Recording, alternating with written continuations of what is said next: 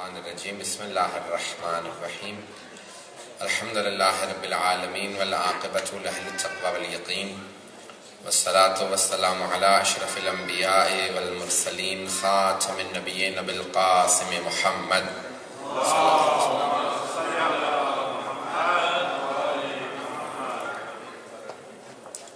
وعلی آل الطیبین الطاہرین المعصومین لا سیما بقیت اللہ فی الارضین روحی و ارواح العالمین لتراب مقدمہ الفدا واللعنۃ الدائمۃ علی اعدائہم اجمعین من الآن الی قیام یوم الدین اما بعد فقد قال اللہ الحکیم فی کتابہ الکریم بسم اللہ الرحمن الرحیم اذا جاء نصر اللہ والفتح ورأيت الناس يدخلون في دين الله أفواجا فسبح بحمد ربك واستغفره إنه كان توابا صدق الله العلي العظيم صلوات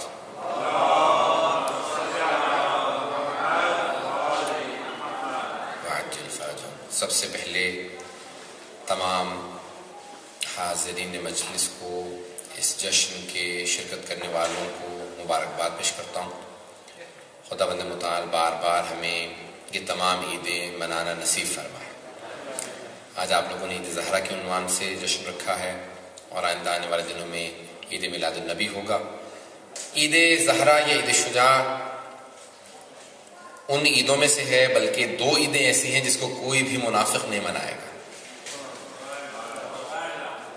فرماتے ہیں معصوم کہ عیدیں سب منا لیتے ہیں لوگ، عید میلاد النبی بھی لوگ منا لیتے ہیں، عید الفطر عید الاضحیٰ سب مسلمان مناتے ہیں، لیکن کہا کہ دو عیدیں ایسی ہیں جس کو کوئی منافق کبھی بھی نہیں منائے گا، ایک عید غدیر، دوسری عید زہرا۔ عید غدیر کو جس کے پاس ایمان ہوگا، ولایت ہوگی، وہی منائے گا کیونکہ عید ولایت ہے۔ عید زہرا کیونکہ عید شجاع ہے، اس لیے صرف اس کو مومن ہی منائے گا۔ تو بہرحال مناسبتیں بہت زیادہ ہیں یعنی اس عید کے اوپر، کیونکہ ایک تو 12ویں امام کی تاج پوشی ہے، عید غدیر پہلے امام کی تاج پوشی ہے، اور عید زہرا آخری امام کی تاج پوشی ہے۔ وہاں پہ ولایت کی بنیاد رکھی گئی تھی، یہاں پہ ختم ولایت ہو رہا ہے۔ تو بہرحال تاج پوشی ہے، بار علیہ السلام کی ولادت کی تاج پوشی ہے، ان کی ولایت کی اور ان کی امامت کی تاج پوشی ہے، اس لیے بہرحال عید زہرا کا اس کو عید شجاع۔ اور دوسری اس کی مناسبت ہے کہ یہ پہلا دن ہے کہ جہاں پہ اہل بیت نے واقعہ کربلا کے بعد خوشی منائی ہے۔ دیکھیں غم میں سب شریک ہو جاتے ہیں، پتہ نہیں توجہ ہے یا نہیں ہے، سب کے سب جو ہے نا غم میں سب شریک ہو جاتے ہیں۔ کوئی بھی محلے سے گزر رہا ہوگا کہ وہ ان کے چلے غم میں ہے، غم میں آ جاتے ہیں۔ خوشی میں صرف اپنے شریک ہوتے ہیں، کیونکہ خوشی میں پتہ چلتا ہے کہ کون چاہنے والا ہے، کون حسد کرنے والا ہے۔ جب انسان کو ترقی ملتی ہے، خوشی ہوتی ہے، گھر میں کوئی اچھی مناسبت ہو، بچے کی شادی ہو، تو بہت سے اپنے بھی ناراض ہوتے ہیں، ارے ان کے ہاں تو شادی ہے۔ اہل بیت کی خوشیاں کم ہیں، غم زیادہ ہیں، اس لیے ان کی خوشیوں میں کبھی غم نہیں منانا چاہیے۔ پتہ نہیں توجہ ہے یا نہیں ہے۔ کوئی ایسا نہ کہے کہ کوئی ان کی خوشی کے اندر کبھی کہے کہ نہیں میں تو خوش نہیں منا رہا ہوں، میں تو ابھی بھی غم میں ہوں، نہیں، بلکہ ان کی خوشی میں زیادہ خوشی منانی چاہیے، کیونکہ اہل بیت کی خوشیاں کم ہیں، غم زیادہ ہے۔ واقعہ کربلا کے بعد پہلی بار اہل بیت علیہ السلام نے خوشی منائی ہے، نہ جانے کیسی خوشی ہوگی کہ اہل بیت خوشی منا رہے ہیں۔ اور واقعہ کربلا کے بعد جو خوشی ہی نہیں مناتے تھے، یہاں تک کہ چوتھے امام فرماتے ہیں، کہا کہ آج پھوپھی اماں سب بیویوں سے کہہ دیجئے کہ گھر میں میٹھا بنائیں، اپنے بالوں کو سنوار لیں، کیونکہ اپنے بال نہیں سنوارتی تھی بیویاں، گھر میں میٹھا نہیں پکتا تھا، خوشبو نہیں لگاتی تھی۔ تو کہا کہ سب سے کہیں کہ اپنے بالوں کو سنواریں، سب کے سب سے کہیں کہ گھر میں میٹھا پکائیں، کیوں؟ کیونکہ آج، کہا کیوں آج کیا بات ہے؟ کہا کہ آج عمر سعد کا سر آیا ہے۔ اور بہت سی مناسبتیں جو وہاں نہیں منائی جا سکتی تھی وہ اس خوشی پہ منائی جاتی ہیں۔ تو عمر سعد کا سر آیا۔ پہلی بار کہتے ہیں واقعہ کربلا کے بعد امام سجاد خود مسکرائے، جو روتے رہتے تھے ہمیشہ، پہلی بار مسکرائے، اور مسکرانے کے بعد کہا، جو سر لے کے آیا تھا نا، 3 سر لے کے آیا تھا، اس میں عمر سعد کا سر تھا، تو کہا کہ مختار سے کہو ہرملا کا سر کب بھیجے گا۔ آغائے خوئی نے پوری ایک بحث کی ہے، ابھی مولانا نے پوری مجلس پڑھ دی، اس لیے میں تفصیلات میں نہیں جاؤں گا، ایک جو دلیلیں انہوں نے پیش نہیں کی میں اس کو طرف اشارہ کروں گا۔ آغا خوئی سے پوچھا گیا اور انہوں نے اپنی رجال میں پوری بحث کی، علم رجال کے اندر، کہا کہ آغا کیا دلیل ہے کہ مختار، کہ دونوں طرح کی حدیث ہے نا، مدح میں بھی ہے مذمت میں بھی ہے، ان کی تعریف بھی کی ہے، ائمہ نے ان کو پریز بھی کیا ہے اور ان کے خلاف بھی بولا. تو کہا کون سے تقیے پہ ہیں؟ جس میں تعریف کی ہے وہ، یا جس میں مذمت کی ہے وہ؟ تقیے پہ محمول ہے نا، کوئی ایک تقیے پہ ہے. یہ پوری سلسلہ وار حدیث ہے، یہ بھی حدیث ہے. تو کہا کون سی؟ کہ دیکھو یہ بات یاد رکھو کہ امام معصوم چونکہ معصوم ہے، اگر وہ راضی نہ ہو کسی کام پہ تو انکریجمنٹ جائز نہیں ہے. نہیں میں سمجھا سکا. کسی غلط کام پہ حوصلہ افزائی کرنا جائز نہیں ہے امام معصوم کے لیے، حتیٰ امام معصوم کے کسی مومن کے لیے بھی. تقیے میں بھی کسی غلط کام پہ انکریجمنٹ جائز نہیں ہے. اب امام سجاد کہہ رہے ہیں مختار سے کہو ہرملا کا سر کب بھیجے گا. یہ حوصلہ افزائی کر کے بتا رہے ہیں کہ نہیں میں اس فعل پہ راضی ہوں. یہ حوصلہ افزائی ہے، یہ انکریجمنٹ ہے. یہ انکریجمنٹ بتا رہی ہے کہ امام راضی تھے کیا؟ ہاں. مختار سے کہو کہ کب سر بھیجے گا، اس کا مطلب ہے راضی ہیں، تبھی تو کہہ رہے ہیں انکریج کر رہے ہیں. پھر آخری دلیل جو آخری نے دی ہے اس میں ایک دلیل پیش کی ہے، کہا کہ انسان کی زندگی میں انسان تعریف کر سکتا ہے تقیتاً، لیکن اس کے مرنے کے بعد تقیتاً تعریف نہیں کی جاتی. جب حضرت مختار کی شہادت ہو گئی تھی تو امام سجاد سے پوچھا گیا کہ مولا مختار کی شہادت ہو گئی. امام نے کہا رحم اللہ مختار، خدا رحمت نازل کرے مختار پہ، اس کی وجہ سے ہماری بیویوں نے اپنے بال سنوارے تھے. اس نے بنی ہاشم کی مسرات کو خوشی منانے کی موقع مہلت فراہم کی تھی. خدا رحمت نازل کرے مختار پہ. کہا یہ مرنے کے بعد جو دعا کی جاتی ہے یہ صرف اس کے لیے کی جاتی ہے جس سے انسان راضی ہوتا ہے، کسی غلط آدمی کے لیے کبھی دعا نہیں کرتا. دعائیں یہ جملات امام کے. اور بہت سی دلیل پیش کر سکتا ہوں. تو یہ 3 مناسبتیں ہو گئی. ان سب کی توجہ ہے تب میرے ساتھ کہ پہلی مناسبت تو تاج پوشی ہے 12ویں امام السلام کی. دوسری بہرحال یہ جو سر آئے ہیں شہداء کے. تیسری کہ اہل بیت علیہ السلام نے خوشی منائی ہے. چوتھے بعض لوگوں نے لکھا ہے کہ 9 یا بلکہ 10 ربیع الاول کو جناب سیدہ خوشی منایا کرتی تھی، اسی لیے اس کو عید زہرا بھی کہا جاتا ہے. کیوں؟ واقعہ کربلا سے پہلے کہ آپ فرماتی تھی کہ 10 ربیع الاول کو شاید حدیث میں ملتا ہے جناب رسول خدا کی جناب خدیجہ الکبریٰ سے شادی ہوئی تھی. تو اس کو بھی یہاں پہ لا کے منایا جاتا ہے کہ 9 ربیع الاول کی بی بی 9 یا 10 ربیع الاول کو خوشی مناتی تھی. کہتی تھی کہ آج کا پوچھا بی بی آج کیا بات ہے، خوشی کیوں منا رہی ہیں آپ گھر میں میٹھا بنا ہوا؟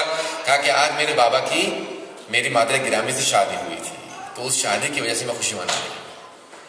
تو 4 مناسبتیں. اس کے علاوہ بہرحال اور بھی مناسبتیں ہیں جو آپ لوگوں کے انشاءاللہ تعالیٰ ذہن میں آ جائیں گی. ایک نعرہ بھی لگ چکا تھا پہلے انشاءاللہ تعالیٰ اسی حوالے سے کہ کہاں سے کہاں مناسبتیں لے کے جائی جاتی ہیں تاکہ وہ ذہن میں رکھی جائیں اور اس کے حساب سے پھر خوشی منائی جاتی ہے کہ اہل بیت علیہ السلام نے کہا ہے کہ آج دشمن ایسے دشمن دنیا سے گئے ہیں جن کو فرعون آل محمد بھی کہا گیا. محمد و آل محمد کے اوپر جس نے فرعون کا کردار ادا کیا ان کے خلاف، وہ دنیا سے گیا. تو اس لیے وہ سارے کی ساری خوشیاں 9 ربیع الاول کو منائی جاتی ہیں. تو آج ذرا پیش کرتے ہیں چند ایک مطالب. 12ویں امام السلام کی تاج پوشی ہے تو ان کی اس تاج پوشی سے متعلق کچھ مطالب. امام سے متعلق میں ابھی پچھلے دنوں احادیث دیکھ رہا تھا، پوری کتاب ہے. چلو سید محمود سرخی مرحوم ان کا انتقال ہو گیا لاسٹ ایئر، اس سے پہلے 2 سال پہلے میرے خیال میں 2011 میں شاید انتقال ہو گیا ان کا. ان کی 2 جلدوں پہ کتاب، کئی کتابیں ہیں ان کی، لیکن ان کی 2 جلدوں پہ ایک الملاحم الفتن ہے آخری زمانے سے متعلق 4 جلدوں میں انسائکلوپیڈیا 2 جلدوں پہ کتاب ہے. اس میں دیکھ رہا تھا کہ آخری زمانے میں کیا ہوگا کیا ہوگا کیا ہوگا، ظہور کب ہوگا. تو اس میں تھا کہ امام کا ظہور آڈ ایئر میں ہوگا، ایون نہیں آڈ ایئرز میں، 1 3 5 جیسے نا طاق عدد میں ہوگا، جفت میں نہیں ہوگا. 1 3 5 7 9 ایسے طاق عدد میں امام کا ظہور ہوگا. اور پھر کہا کہ ظہور سے پہلے کے علامات جو بتائی ہیں، کہا کہ ایسے ایسے حالات ہو جائیں گے، یہ ہوگا یہ ہوگا یہ ہوگا. کہ امام نے پورا کا پورا اپنی احادیث کے اندر پوری تمہید باندھی ہے اور اس کے اندر علامات میں بتایا ہے کہ دیکھو یاد رکھو جب امام کے ماننے والے ان کی کیفیت کیا ہوگی. کہا جو حقیقی ماننے والے ہوں گے وہ ہر وقت تڑپتے رہا کریں گے، جس طرح سے مچھلی پانی سے باہر تڑپتی ہے وہ امام کی یاد میں تڑپا کریں گے، اتنی تڑپ ہوگی. اور دوسری طرف فرماتے ہیں کہا کہ لیکن ایمان کی کیفیت یہ ہوگی کہ صبح کو ایمان ہے اور شام کو نہیں ہے، اور شام کو ہے تو صبح کو نہیں ہے. ایسے باقاعدہ سائیکل. یعنی یہ نہیں ہے کہ کبھی انسان مومن ہو گیا تو پھر مومن ہی رہے گا، کبھی منافق ہو گیا یا مثال کے طور پہ ایمان ضائع ہو گیا تو پھر ایمان نہیں. ایسا نہیں ہے، بلکہ ویریشن چلتا رہے. گراف ایسے چلے گا ایمان کا، آج ہے نہیں ہے نہیں ہے نہیں ہے، ایسے چلے گا. تو باقاعدہ صبح شام میں باقاعدہ فرق آتا چلا جائے گا. یہ آخری زمانے کے اندر ہوگا. کہا کہ جھوٹے کی تصدیق کی جائے گی، جھوٹے کی تصدیق کی جائے گی اور سچے کی تکذیب کی جائے گی. پتہ نہیں سمجھا پایا کہ نہیں. یعنی جو جھوٹے ہیں نا اس کو کہتے ہیں سچ کہہ رہا ہے، اور جو سچ کہہ رہا ہوگا اسے کہیں گے جھوٹ بول رہا. کہ ایک ایسا وقت آ جائے گا کہ جھوٹے کی تصدیق کریں گے لوگ اور سچے کی تکذیب کریں گے. ابھی آج ایک ایسا دور ہے کہ جہاں پہ بہت یعنی کیسے لگتا ہے جیسے پتہ نہیں اس زمانے میں کوفہ تھا، پوری دنیا کوفہ بن چکی ہے، پتہ نہیں کیا عالم ہے کہ ایک کیفیت ایسی بدل گئی ہے کہ کہیں پہ بھی آپ اعتماد نہیں کر سکتے. کہا پھر آخری زمانے کے اندر بدترین لوگ وہ ہوں گے کہ جو دین سے دنیا کمائیں گے. دین سے دنیا کمائیں گے، اس کی وضاحت کی ضرورت تو نہیں ہے.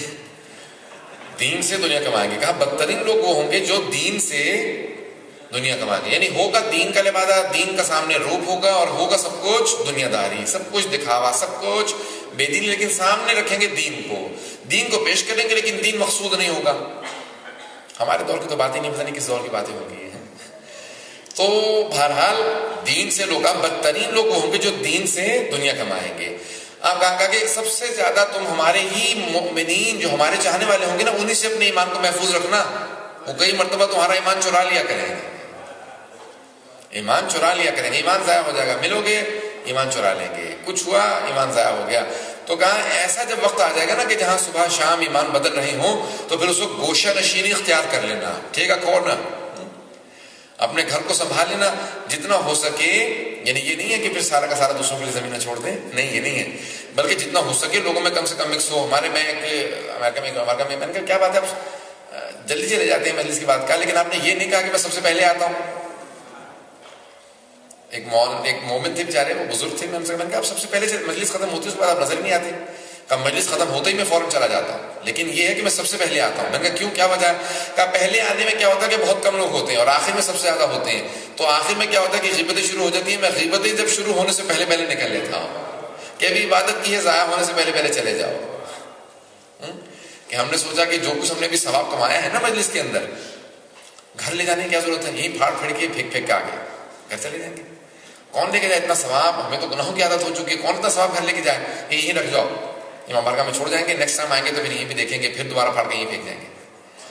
اچھے نام ہمارے. تو یعنی ایک ایسا ایک ماحول بن جائے گا کہ اس کے اندر پھر ایمان اس طرح سے ضائع ہو جائے گا کہ ہمارے ہی چاہنے والوں کے ساتھ بیٹھو گے ایمان ضائع ہو جایا کرے گا. کہیں آخری زمانے کے اندر ہوگا. کہا کہ اس وقت کون کیسے ہوں گے؟ مومن کی علامت کیا ہوگی؟ کہا کہ مومن کی سب سے بڑی علامت یہ ہوگی کہ وہ خراس گونگے ہوں گے، زبانیں کٹی ہوئی ہوں گی ان کی. کیا مطلب والا ان کی زبانیں کٹی ہوئی گونگے؟ واقعی گونگے ہوں گے؟ نہیں، جو سب سے کم کلام کریں وہ مومن. یعنی پھر علماء کرام کو پتہ نہیں کیا بنے گا. نہیں، بولنا مراد یہ نہیں کہ ہم جہاں پہ بیٹھتے ہیں تو سب سے زیادہ گناہ اس زبان سے ہوتے ہیں. 2 چھٹانگ کی زبان ہوتی ہے، سب سے زیادہ گناہ اسی سے ہوتے ہیں. 2 چھٹانگ کی زبان ملتی ہے اور جنگ ہو جاتی ہے. گھر اجاڑ دیتے ہیں، چھوٹی سی بات کہی اور گھر اجاڑ کے کسی کا، 2 مومنوں میں لڑائی کروا دی، 2 امام بارگاہ میں فساد کروا دی. چھوٹی چھوٹی سی باتوں کے اوپر پتہ نہیں کیا کچھ توپیں چل جاتی ہیں، ٹینک چل جاتے ہیں. 2 چھٹانگ کی زبان کے حرکت میں آنے سے باقاعدہ فرنٹ لائن تیار ہو جاتی ہے. تو کہ سب سے زیادہ گناہ نہ آنکھ سے، نہ کان سے، نہ ہاتھ سے، سب سے زیادہ زبان سے ہوتے ہیں. اسی لیے بہت سے صحابہ کیا کرتے تھے؟ منہ میں پتھر رکھتے تھے. جب بولنا پڑتا تھا سارے پتھر نکالتے تھے، پھر دھو کے دوبارہ ڈالے. کون اب دھوئے ہر دفعہ جائے؟ کہ یہ کیا بات ہے، منہ میں پتھر کیوں رکھتے ہو؟ کہ ہم جب بھی بولتے ہیں برا بولتے ہیں، گالی پہلے سے بکنے کی عادت ہے، غیبت کرنے کی عادت ہے، تہمتیں لگانے کی عادت ہے. تو ہم نے زبان میں پتھر رکھ لیے تاکہ بولنے سے پہلے پتھر نکالنے پڑیں گے. تو کون اتنی زحمت کرے پتھر نکالے پھر بولنا شروع کرے؟ بس ہم نے پتھر رکھ لیے تاکہ بولنے ہی نہ. تو کہ آخری زمانے کے مومن کیسے ہوں گے؟ خراس کا گونگے ہوں گے، کم سے کم بولیں گے. کیونکہ کلام میں جتنا ہوتا ہے کہ اس کے اندر برائیاں زیادہ ہوتی ہیں، فسادات زیادہ ہوتے ہیں، لڑائیاں زیادہ ہوتی ہیں. چھوٹی چھوٹی سی باتوں کے اوپر باقاعدہ لڑائی ہو جاتی ہے. کہ امام زمان علیہ السلام کا حقیقی چاہنے والا وہ ہوگا صلی اللہ علیہ وسلم.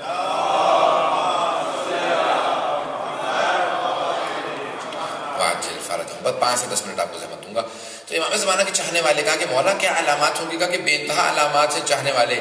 یہاں تک کہ کہا کہ وہ جو 313 ہے نا، ان سے متعلق ہے روایت کہ ان کی ہر آدمی کی تلوار کے اندر کئی کلمات ہوں گے، اور ہر کلمہ ان کے لیے ایسا ہوگا جیسے کہ اسم اعظم ہوتا ہے نا، تاکہ ان کی تلوار کے ساتھ کلمات ہوں گے، اور ان میں سے ہر آدمی بہت ہی بڑا عالم ہوگا، بہت پہنچا ہوا ہوگا. جب یہ 313 کا یہ عالم ہے، امام کا اپنا مقام کیا ہوگا، ان کی اپنی عظمت کیا ہوگی. کہ امام کے مقام کوئی نہیں سمجھ سکے گا. کہ ہر جگہ پہ ہر ان کے ماننے والے پوری دنیا کے اندر ہوں گے، ہر جگہ پہ ان کا تذکرہ ہو رہا ہوگا، ہر جگہ پہ لوگوں کی گفتگو کر رہے ہوں گے، کب آئیں گے، کون ہیں، کیسے ہیں، کیا ہے. کہ ہر جگہ جہاں گفتگو ہو رہی ہو سمجھ لو جس کے متعلق گفتگو ہو رہی ہے وہ وہی ہے جس نے آنا ہے. پوری دنیا کے اندر آنے والے کی گفتگو ہر جگہ ہوگی. سب سے بڑی علامات آخری 6 مہینے کی علامات ہیں. بہت سے اس کے اندر بہرحال بعض جگہوں پہ ہے کہ 10 علامات ہیں، بعض جگہوں پہ 5 ہیں، 6 ہیں. من المحتوم حتمی علامات ہیں جن میں سے رجب کے مہینے میں 3 قیام ہیں، جہاں سفیانی، ابو سفیان کی نسل سے، مروان کی نسل سے، ایک بنو امیہ میں سے ہے جو آئے گا. تو بنو امیہ جو ہیں ان کی نسل سے ایک آدمی ہوگا، نام اس کا ہوگا عثمان ابن انبسا. نام ہوگا عثمان ابن انبسا. دمشق کے نزدیک ایک گاؤں ہے ہومس کے نام سے، ابھی بھی کافی نیوز میں آ رہا ہے. وہاں سے جیسے یعنی جو ائمہ نے موومنٹ بتائی ہے نا، وہ ہے اموی موومنٹ، مروانی موومنٹ. لیکن جسے آپ لوگ وہابی موومنٹ کہہ لیں، سلفی موومنٹ کہہ لیں، جو مرضی نام چینج ہوتے رہیں گے، کردار وہی رہیں گے. وہی معاویہ کا کردار ہوگا اس کا. بالکل. تو کہا کہ وہ ایک آدمی کھڑا ہوگا، اس کا ریڈ فلیگ ہوگا اور وہ شیعوں کا قتل عام کرے گا. پہلے سیریا میں، اس کے بعد پھر عراق پہ اٹیک کرے گا اور عراق کی اینٹ سینٹ بجا دے گا. عراق میں 4 لاکھ مستورات کی شکم پارا کر دے گا کہ میں کوئی شیعہ بچہ پیدا نہیں ہونے دوں گا. جس کا نام دیکھے گا نا علی ہے، حسن ہے، حسین ہے، فوراً گئے قتل کر دو. بہت سے لوگ کہیں گے نہیں ہم اہل بیت کے ماننے والے نہیں ہیں، میرے تو ماں باپ نے ویسے ہی نام علی رکھ دیا تھا. کہ نہیں نام علی ہے، پتہ نہیں کیا پتا، ماننے والا ہی وہ قتل کر دو. جو راستے میں دیکھے گا نام علی ہے، حسن ہے، حسین ہے، اس کو قتل کر دے گا. نام ہوگا اس کا عثمان.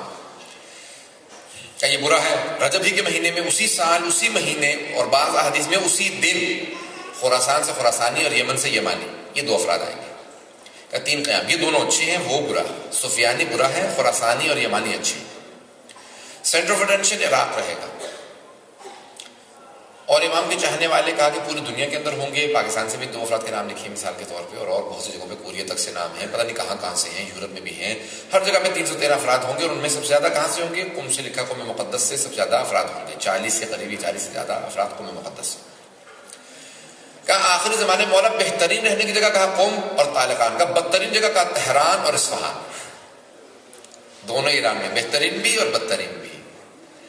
بہرحال یعنی ایکسٹریمز ہیں. جب ایک برٹش وہ گیا تھا نا، جرنلسٹ گیا تھا ایران انقلاب کے بعد، اس نے اس سے پوچھا کہ تم نے کیسا پایا وہاں کے لوگوں کو؟ اس نے کہا لوگ تو ہیں ہی نہیں وہاں، انسان نہیں ہے وہاں، یا رحمان ہے یا شیطان ہے. انسان ہے بیچ کا طبقہ نہیں ہے. بہت ہی ایکسٹریملی اچھے ہیں یا ایکسٹریملی برے ہیں، 2 ایکسٹریمز ہیں. درمیانی طبقہ نہیں ہے. پوری دنیا میں زیادہ درمیانی طبقہ ہوتا. بہرحال پوری دنیا میں تحولات آئیں گے. حجاز، اب ہمیں آہستہ آہستہ ہمیں عادت بنا لینی چاہیے ہم سعودی عرب نہ کہیں اور حجاز کہنا شروع کر دیں ہیں، کیونکہ ہم سعودیوں کو تو نہیں مانتے ہیں نا، اور نہ یہ مانتے ہیں کہ سعودیوں کا یہ کوئی عرب ان کا ٹھیکہ لے رکھا ہے، یا حجاز کا انہوں نے ٹھیکہ لے رکھا ہے. ان کا ملک تو نہیں ہے، وہ تو غاصب ہے نا. کبھی یہ تو نہیں کہتے کہ، اب میں نام لینے والا تھا کہ فلاں کا اسلام فلاں کا اسلام نہیں، اسلام محمد ہی کہتے ہیں نا. علی بن ابی طالب کا اسلام، حسین بن علی کا، اہل بیت کا اسلام اہل بیت ہے. یہ اہل بیت کا قرآن ہے، کسی اور کا نہیں ہے. پتہ نہیں توجہ ہے یا نہیں ہے. ان لوگوں کی طرف کوئی نسبت نہیں ہونی چاہیے کبھی بھی. وہ غاصبوں کی طرف نسبت نہیں دی جاتی دین کی، قرآن کی، تفسیر کی، اہل بیت کی. اسی طرح سے سعودی کی طرف نسبت دینا حجاز کی، اس کا مطلب ہے کہ آپ نے غاصبوں کو قبول کر لیا. ایسے ایسے عادت ڈالنا شروع کر دیجیے. حجاز کہیں تو مراد سعودی عرب لیں، کیونکہ ہم سعودیوں کو نہیں مانتے. وہ سعودی یہودی بالکل ایک جیسے ہی ہیں. ہم غاصبوں کو نہیں مانتے، وہ غاصب ہیں. کسی نے فتح غصب کیا تھا، کسی نے جنت البقیع غصب کر لیا ہے. غاصب سارے ایک جیسے ہی ہیں، ایک ہی نسل سے ہیں کہیں نہ کہیں. تو ہم غاصبوں کو ماننے والے نہیں ہیں، ہم وارثوں کے ماننے والے ہیں، جو حقدار ہیں ان کے ماننے والے ہیں. تب پورا کا پورا یہ حجاز، اس کے اندر تبدیلیاں آنا شروع ہوں گی، تحولات آئیں گی، تبدیلیاں آئیں گی، اور وہاں پہ بہت سی موومنٹ شروع ہوں گی، اور وہ اہل بیت کے ماننے والوں کی. حالات اچھے نہیں ہیں، لیکن یاد رکھیے کہ وہاں پہ بے انتہا اہل بیت کے ماننے والے ہیں. ابھی انہوں نے خود کہنا شروع کر دیا نہیں ہمارے ہاں زیادہ نہیں ہے، 20%. پہلے 4% کہتے تھے، تو بہت سے ہمارے جو ہیں لوگوں نے کہا کہ نہیں یہاں پہ تقریباً 15 to 20% ہے. انہوں نے کہا نہیں 4% ہے. پھر بعد میں انہوں نے کہا نہیں ابھی ہم نے دوبارہ سروس کی ہے 35% وہاں پہ شیعہ، 30 to 35% شیعہ ہیں سعودی حجاز کے اندر. تو انہوں نے کہا کہ نہیں ہمارے یہاں 20% ہے. پہلے وہ زور دیتے تھے کہ نہیں ہمارے یہاں 4% ہے، کہتے ہیں نہیں ہمارے 20% ہے، 35% نہیں. پورے علاقے دمام، دہران، قطیف، ایسٹرن پروونس، پورا آپ چلے جائیں گے، پوری بستیاں سب شیعہ ہیں. 50 لاکھ سے زیادہ، 5 to 6 ملین منیمم وہاں پہ شیعہ پاپولیشن ہے، کیونکہ وہاں پہ تقیہ بہت زیادہ ہے. اور حجاز میں اکثر لوگ اپنا ایمان نہیں بتاتے نہیں، اس لیے کہا کہ رجسٹرڈ جو ہیں وہ 50 سے 60 لاکھ لوگ ہیں. بہت بڑی بات ہے. 26 ملین کے اندر 5 to 6 ملین لوگ بہت بڑی بات ہے. 5 to 6 million people amongst 26 million is a sizable population. Minimum کی پاپولیشن ہے. بہرحال بہت زیادہ اہل بیت علیہ السلام کے ماننے والوں کے فضائل بہت زیادہ لکھے گئے. کہ پوری دنیا کا کوئی ایسا خطہ نہیں ہوگا کہ جہاں اہل بیت کا نام نہیں لیا جاتا ہو. دیکھیں اب سے 100 سال پہلے کوئی یہ بات کہتا نا تو لوگ کہتے پتہ نہیں حدیث کب پوری ہوگی. اب سے 50 سال پہلے بھی لوگ سوچتے. کبھی ایسا ہو سکتا ہے رشیا میں، امریکہ میں، چائنا میں، فار ایسٹ میں، آسٹریلیا میں، ساؤتھ امریکہ میں، افریقہ کے علاقوں میں، یورپ میں حسین ابن علی کا نام لیا جائے گا، حسین کیا جائے گا. آج یورپ کا کوئی ایسا ملک نہیں ہے کہ جہاں پہ امام حسین کے ماننے والے نہ ہو. امریکہ کی کوئی اسٹیٹ نہیں ہے کہ جہاں عزاداری نہ ہوتی ہو. ساؤتھ امریکہ کا کوئی علاقہ نہیں ہے جہاں عزاداری نہ ہوتی ہو. افریقہ کا کوئی ملک نہیں ہے، رشیا کا کوئی اسٹیٹ نہیں ہے، چائنا کا کوئی علاقہ نہیں ہوگا جہاں عزاداری نہ ہوتی ہو. جاپان، آسٹریلیا، پوری دنیا کے ہر خطے میں امام حسین کی عزاداری ہوتی ہے. شاید یہ وہی جناب سیدہ سلام اللہ علیہ کی جو دعا تھی، جناب زینب کا وعدہ تھا، اللہم صلی علی محمد یہ آج وعدہ پورا ہو چکا ہے. ہر دنیا کے خطے کے اندر کا ہر جگہ پہ کوئی ایسا آدمی نہیں ہوگا جس نے اہل بیت کا سن نہیں رکھا ہوگا. کوئی حسین کو نہ جانتا ہو. حسین کو سب جانتے ہوں گے کہ سب پہ اتمام حجت ہو جائے گا. ہر آدمی نام سن لے گا کہ کوئی حسین ابن علی تھے، کوئی علی ابن ابی طالب تھے، کہ پوری دنیا میں نام ہو جائے گا. مولا اور کیا ہوگا کہ آخری زمانے کے اندر لوگ ایسے ہوں گے کہ علم بہت زیادہ پھیل جائے گا، لیکن جو کچھ علم وہ ترقی کریں گے، وہ جو کچھ حاصل ہوگا وہ صرف 2 ہوگا. جب ہمارے 12ویں امام علیہ السلام تشریف لائیں گے تو پھر وہ 27 تک لے جائیں گے.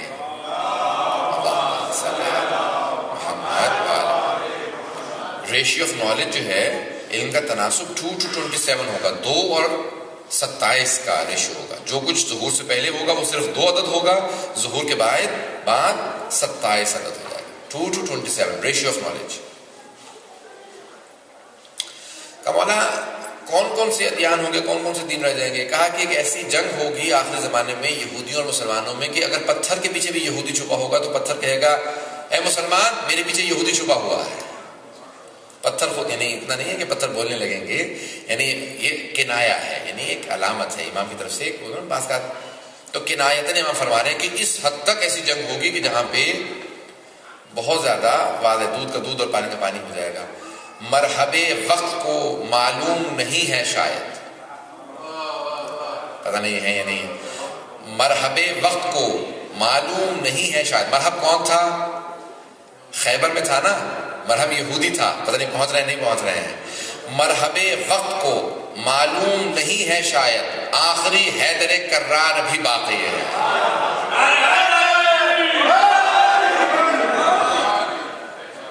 تو پوری دنیا کے اندر جو ہے ایک ایسا چرچا ہوگا. اور کہا امام علیہ السلام کے زمانے میں جیسے خود آئنسٹائن سے پوچھا گیا تھا نا، کہا کہ ابھی 3rd ورلڈ وار کیسی ہوگی. میں آخری جملے کہہ رہا ہوں کہ 3rd ورلڈ وار کیسی ہوگی. کہ مجھے 3rd ورلڈ وار کا نہیں پتا، کیونکہ اس کے زمانے میں ایٹم بم بن چکا تھا، نیوکلیر وار کے خدشات تھے کہ نیوکلیر وار ہوگی. اس نے کہا 3rd ورلڈ وار کا مجھے نہیں پتا کیسی ہوگی، کیونکہ میرے بعد ہی کبھی ہوگی. میں تو بوڑھا ہو چکا ہوں، میں مر جاؤں گا. تو کیا کچھ اب آگے دریافت ہونے والا ہے، کیا انوینشنز ہونے والی ہیں، نہیں معلوم. تو کہا کہ 3rd ورلڈ وار کا مجھے نہیں پتا، لیکن 4th ورلڈ وار بتا سکتا ہوں. اس نے کہا 4th ورلڈ وار جو ہے نا وہ ڈنڈوں سے پتھروں سے ہوگی. ہم سب کچھ ختم کر دیں گے. یہی اسی لیے معصوم نے کہا تھا تلوار چلانا سیکھ لینا، تلواریں باقی رہ جائیں گی، باقی تم سب کچھ خود ختم کر دو گے. کیسے ختم ہو جائے گا؟ مولا کا انسان خود ہی ختم کر دے گا. ظہر الفساد فی البر والبحر بما کسبت ایدی الناس. سارا انسان کا کردہ انسان کا ہے. کوئی مگرمچھ نہیں، کوئی کروکوڈائلز نہیں، کوئی ولفز نہیں، کوئی نہیں. یہ انسان ہے سارے کے سارے فتنہ فساد کرنے والا. سب سے بڑا ولف یہی ہے، سب سے بڑا مگرمچھ ہی انسان ہے. تو اللہ کہتا ہے کہ نہیں، ظہر الفساد فی البر والبحر، کا زمین پہ اور سمندروں میں جو کچھ مسچیف دیکھتے ہو، جو کچھ کرپشن دیکھتے ہو، یہ ساری انسان کی ہے. انسان سے بڑا کوئی بھی جانور نہیں ہے، کوئی خطرناک اس سے نہیں ہے. بڑے سے بڑا جانور ڈرتا ہے، بس پروردگار انسان سے بچا لے. اور اس کے اندر وہ بھی اگر خدا نہ خواستہ کوئی ایسا کوئی وہابی قسم کا جو ہے وہ انسان ہو کہ جو ہر چیز کو حلال کر لے، ہر قتل کو جائز قرار دے دے، ہر چیز کو. تو اسی لیے بہت سے لوگ کہتے ہیں کہ اگر کوئی جال کے اندر حرام جانور میں پھنس جاتا ہے نا تو وہ رونے لگتا ہے، کہا کہ نہیں، یہ تو مجھے کسی کٹ ملا نے مجھے اپنے اس میں جال میں پھنسا لیا ہے، یہ کوئی نہ کوئی فتویٰ دے کے حلال ہی کر لے گا. کیونکہ آج خوشی کا دن ہے، اس لیے میں نے کہا کہ اشارہ کرتے چلیں. تو حضرات یہ پوری دنیا انتظار میں ہے کسی ایسے مہدی برحق کے کہ جس کے لیے کائنات سارے انبیاء انتظار میں رہے. ہر امام انتظار میں رہا، جناب سیدہ انتظار میں رہی، اللہم صلی علی محمد، اور ان کی تاکوشی تھی منڈے کو. تو آپ سوچئے کہ جس کے لیے سب نے انتظار کیا ہو، کیسا منتظر ہے، کیسا منتظر ہے کہ جس کے انتظار میں ساری دنیا ہے، ساری کائنات، جس کے لیے حضرت آدم سے لے کے خاتم تک سب کے سب احادیث کہتے رہے، جس کے لیے پہلے امام سے لے کے 11ویں امام سب کے سب کہتے رہے، جس کے لیے میدان کربلا کے اندر ہر شہید کہتا رہا، ہر اسیر کہتا رہا، یاد رکھو ظلم مت کرو، کیونکہ کوئی مہدی آنے والا جو ہر ظلم کا بدلہ لے گا. تو ہر ظلم کا بدلہ لینے کے لیے کسی مہدی برحق کے لیے ہر ایک نے خبر دی ہے. پروردگارا وہ جو خبر دی گئی ہے ہمیں ان کے چاہنے والوں میں شمار فرما، ہمیں ان کے آوان و انصار میں شمار فرما. پروردگارا ہمیں ہمارے امام کی، ہمیں ہماری گناہ گار آنکھوں کو امام زمانہ کی زیارت نصیب فرما، ان کا ظہور دیکھنا نصیب فرما، ہم سب کی عاقبت بخیر فرما. پروردگارا دشمنان اہل بیت کو نیست و نابود فرما. پروردگارا جتنے بھی اہل بیت کے دشمن ان سب کو غارت فرما. پروردگارا مؤمنین کی حفاظت فرما، خصوصاً بحرین میں، عراق میں، افغانستان میں، پاکستان میں، سب کے سب مؤمنین کی حفاظت فرما. طالبان کو غارت فرما. پروردگارا ہمارے مقامات مقدسہ کی حفاظت فرما، خصوصاً نجف و کربلا کی حفاظت فرما، شام کی حفاظت فرما، دمشق کی جناب سیدہ زینب کے روضے کی اور بیویوں کے روضوں کی حفاظت فرما. ربنا تقبل منا انك انت السميع العليم بحق محمد وآله الطيبين الطاهرين المعصومين. صلوات.